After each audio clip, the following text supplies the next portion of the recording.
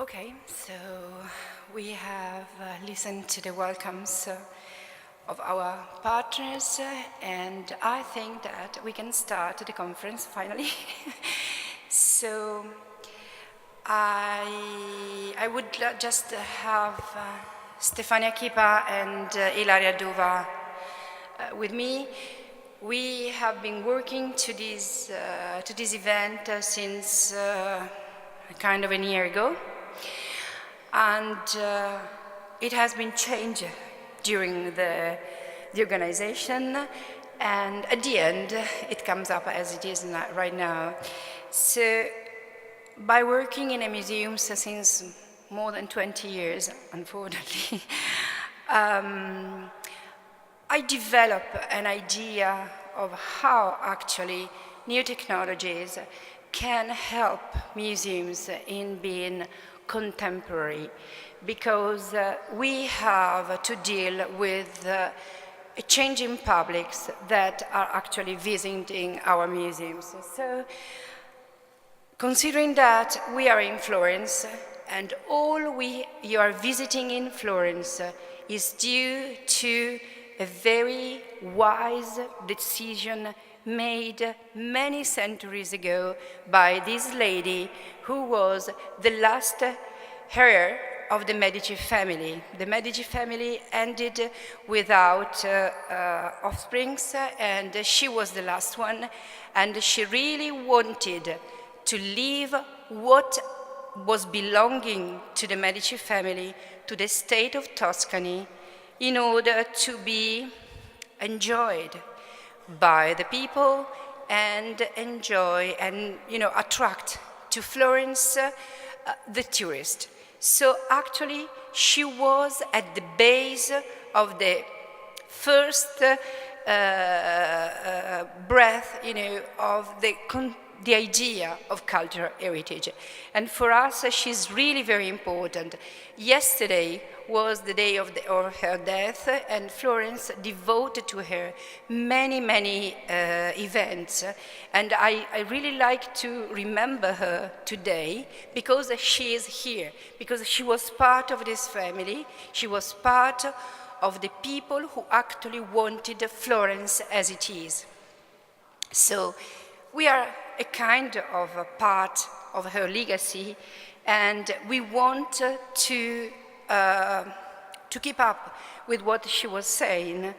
And so, that time was a really important time, because at that time, museums started to be open to the public.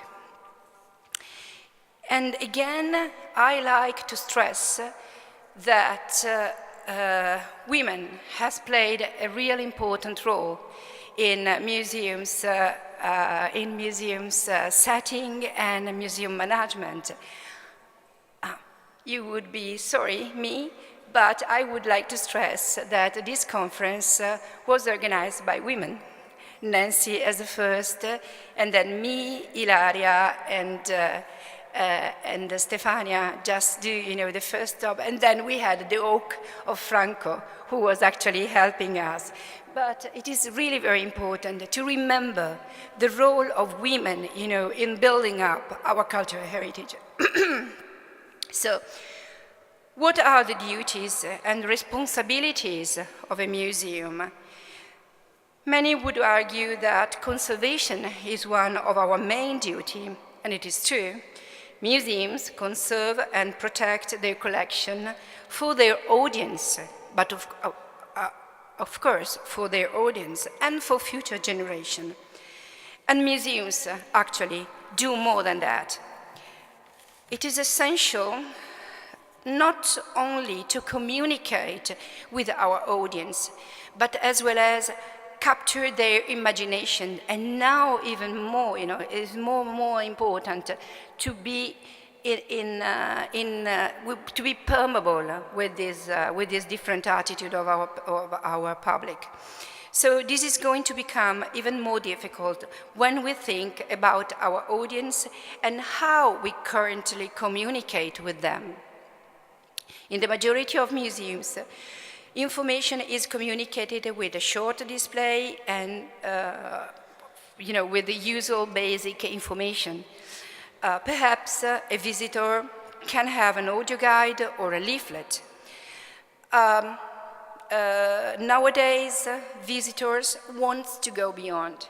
They ask for something more, and they want further information, okay?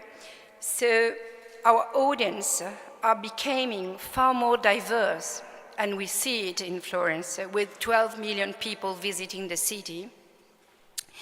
And if we try to communicate in the same way as we were used, someone from other culture maybe cannot be really getting the meaning of why they are visiting these kind of museums and this kind of heritage. So our history, it becomes a lot less effective. But we want to have effective. We have to be effective to our audience. So I think that we must find a way to connect with these people, with these different people who is asking for different things through our own history and by creating connection, connecting culture, with other cultural provenience and cultural references and cultural backgrounds. So the next challenge we face comes from the emergence of the new generation, very different from their parents' and grandparents' generation. To tackle these, we must first analyze the ways in which each generation learns and how they interact with museums. Baby boomers born just after the war and their children, Generation X, were brought up to learning by rote. Many of us has this kind of background. They are used to reading and learning with very little interaction needed to satisfy them. Though both witnessed the emergence of new technologies, such as satellite television, video games, smartphones, and so on, and they may have not started using new technologies, or anyway, they are not as comfortable with new technologies as new generations. Our current museums were built by this kind of generation and for this kind of generation, since they are, the common audience of museums of nowadays and museums in the past. Next generation are known Generation Y and Z in general, okay? Generation Y is the one born between mid-70s and mid-90s. And this is the larger generation after the baby boomers. This generation is really sophisticated, technologically wise, and they saw leaps in technological development. So they have a different skillness considering their predecessors.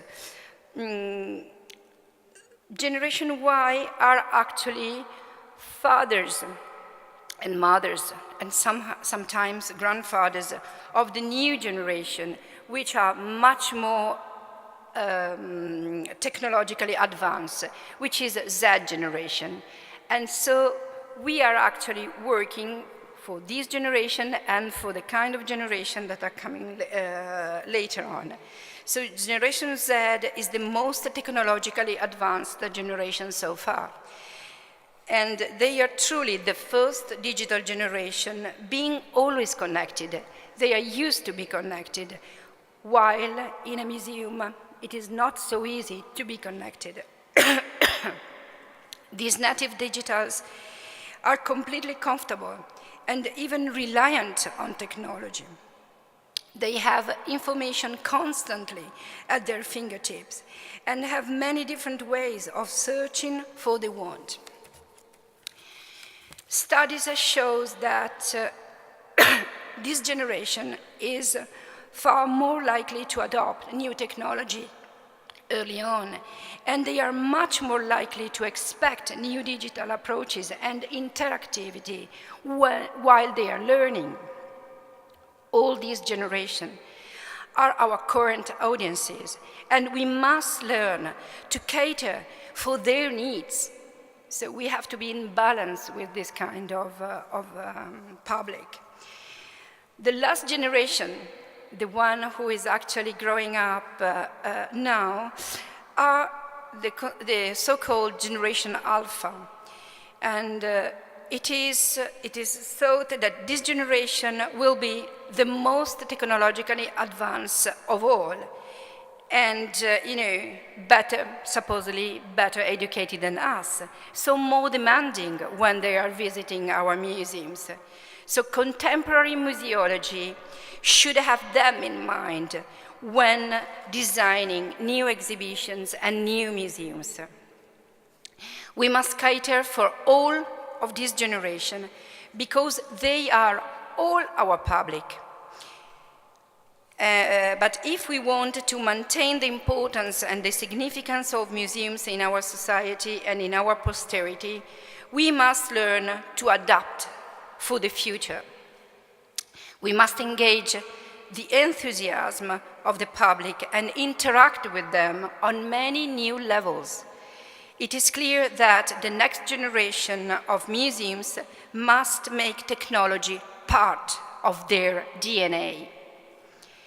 If we want to both engage this future generation as well as the million of foreign visitors that visit our museums every year, we must adapt.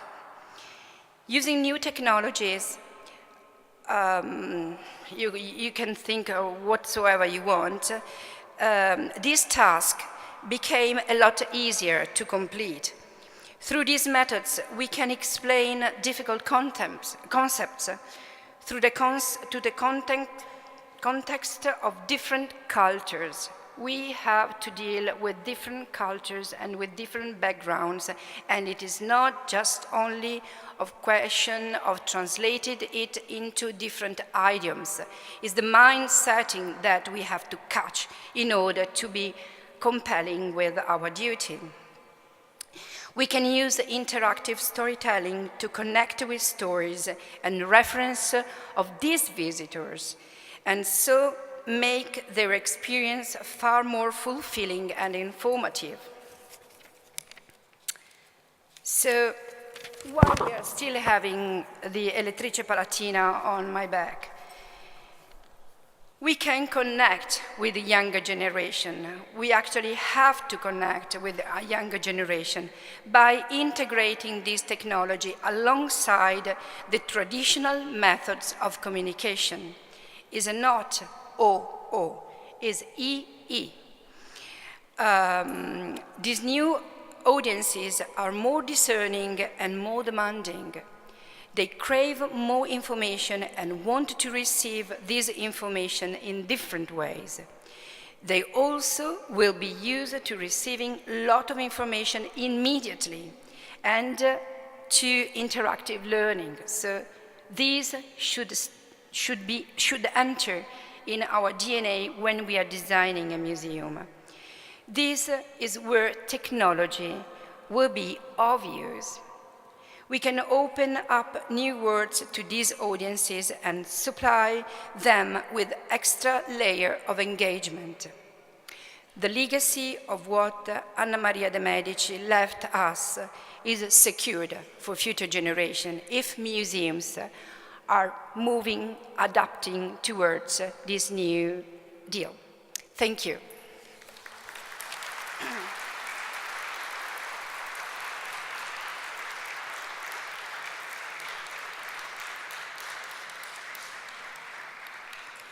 So I put thanks on my last slide, but it comes really from the heart because these people help us so very much. Okay, now is the time. Sorry. Now is the time for our Ministry of Culture guest. I would like to introduce you Dr. Caffa, who is actually, Rossella Caffa, who is actually presenting what the Ministry of Culture in Italia has doing, regarding these issues.